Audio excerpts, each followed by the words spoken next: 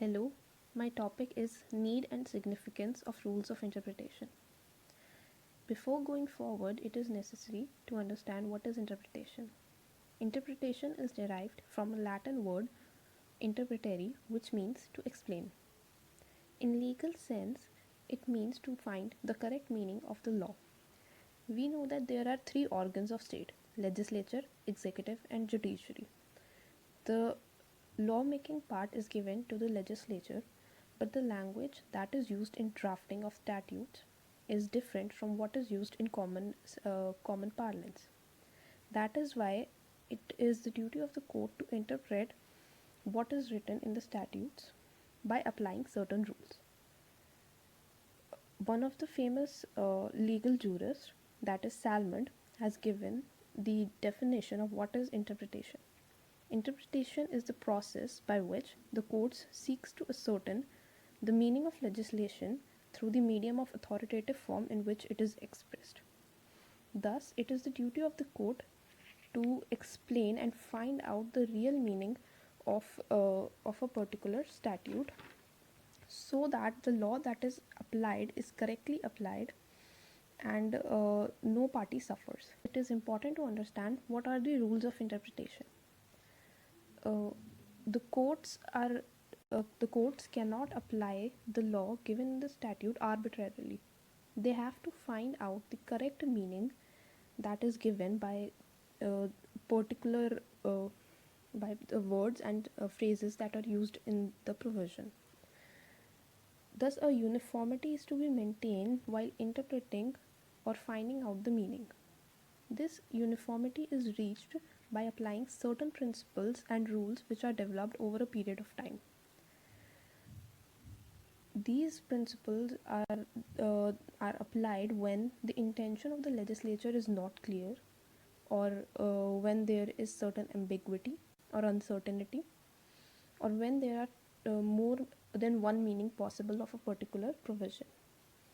Thus, these rules help in finding the correct meaning. There are three major rules which will be discussed in the coming slides, which are literal rule, golden rule, and the mischief rule. Though there are other rules of interpretation as well, like harmonious construction or reasonable construction, etc. Often certain legal maxims are used as the maxim. For example, like ejusdem generis means of the same kind. It provides for certain specific classes of things. Next, we are going to discuss the literal rule of interpretation. Literal rule of interpretation is also called as plain meaning or grammatical rule of interpretation. This interpretation looks at the words or phrases and their meaning in literal or ordinary sense as they are used. Thus, the court cannot add or modify the language of a particular statute when the meaning is clearly given in the statute itself. For example, there contains a definition clause or interpretation clause in most of the statutes, which gives a definition of particular words that are used in the statute. Thus, those meanings are construed in that sense only.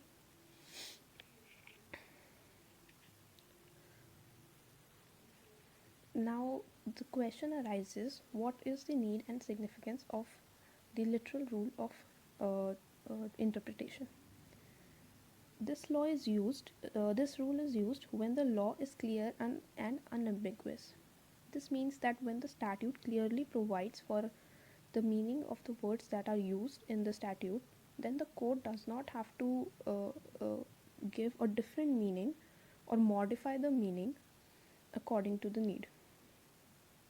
For example, in the case of Tata Consultancy Services versus State of Andhra Pradesh, here the question was related to the definition of goods under the Sales of Goods Act.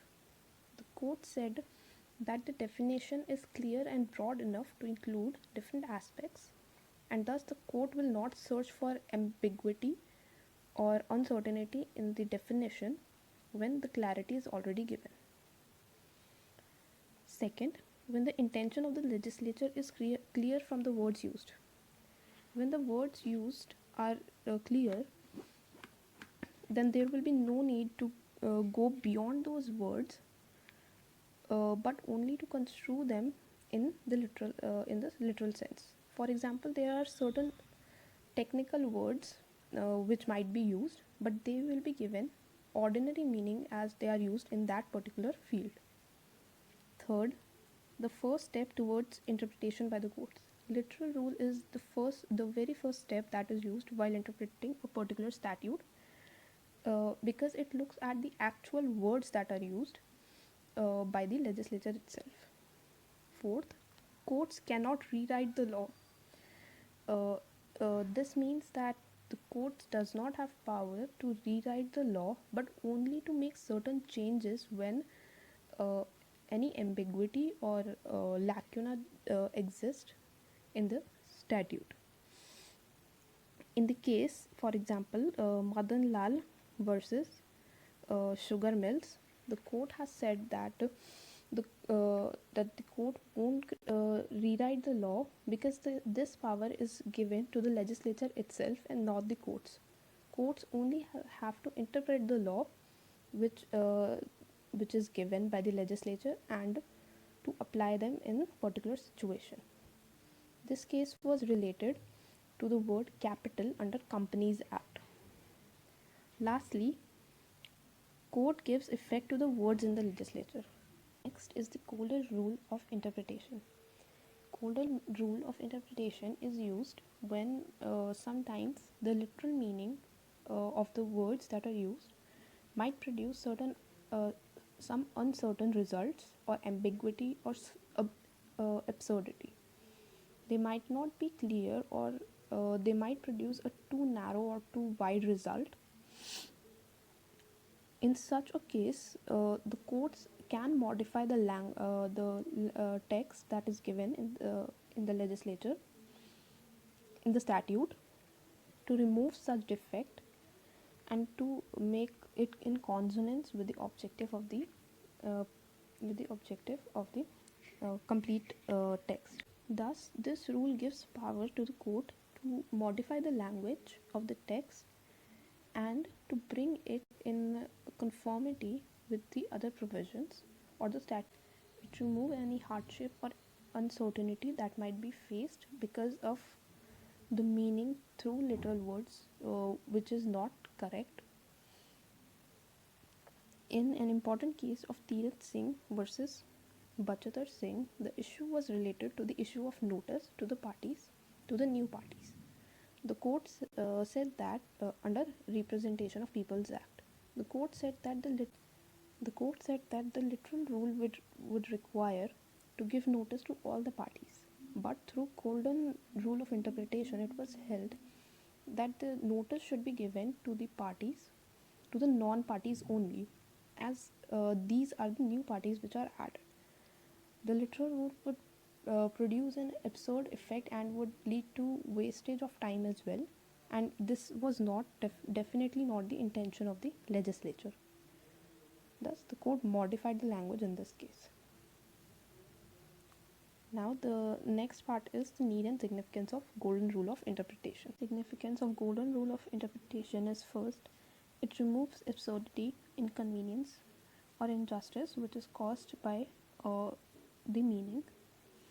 Secondly, it provides for a meaning to the provision that is clear and not redundant.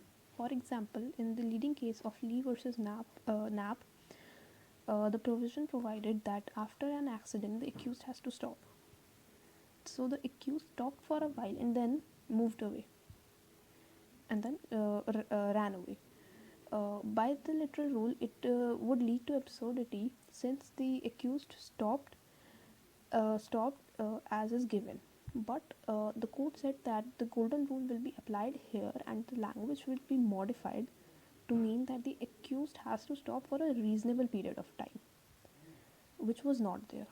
Thus, this way, the golden rule helps in making the provision not redundant. Thirdly, it supplements the literal rule of interpretation. Golden rule of interpretation does not does not deviate from the complete meaning of the legislature, but it supplements the literal rule. It only modifies the language which is unclear, but retains the actual words which are, but retains the meaning which is clear. Fourthly, it retains the actual intention of the legislature. Fifth, when an uncertainty or ambiguity is removed, it leads to better application of law.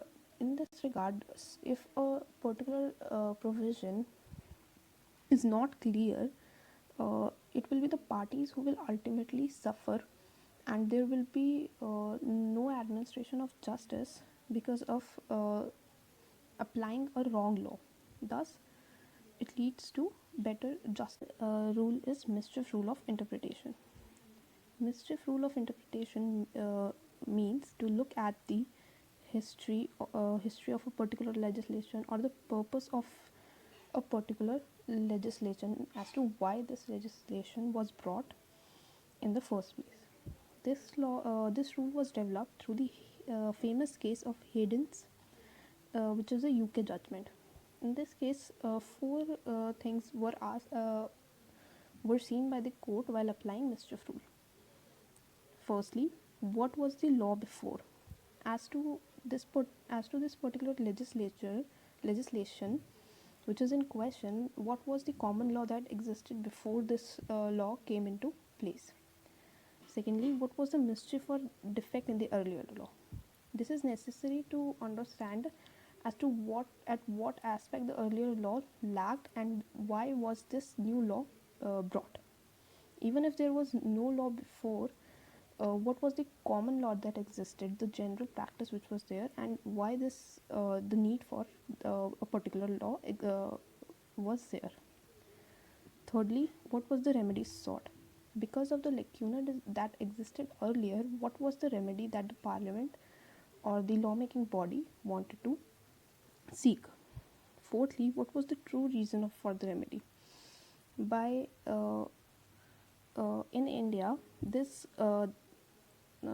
mischief rule has been seen through the very famous case of Bengal immunity versus state of Bengal. In this case was related to Article 286 of the Constitution, which provided for tax on sale or purchase of goods. The court said that we have to look at the history of bringing this particular provision in the Constitution, as this provision was brought so that there wasn't the issue of double taxation when interstate trade or commerce takes place. Thus, to avoid multiple taxation, this particular provision was brought, and the remedy was to allow for free flow of trade. Significance is for the mischief rule is through the purpose for bringing the particular legislation. This means this purpose can be determined through the circumstances that existed before the law was brought in effect. Secondly, it provides that the purpose might not be explicitly mentioned in the statute, though the preamble and the objective clause is there, but the major remedy that the provision or the statute itself seeks to establish cannot be fully understood without going to the history of the particular statute. Thirdly, the defect that the lawmaking body wanted to correct or remove. This defect might be in the form of any lacunas or anything which was lacking in the previous law, or any defect which was there. Fourthly, to look at the history of the provision. Fifth, the real and true intention of the legislature. By going at the history, it tells us what was the real intention of the legislature at the point of bringing this new legislation. This helps in filling the gap which existed in the earlier and new position of law that came.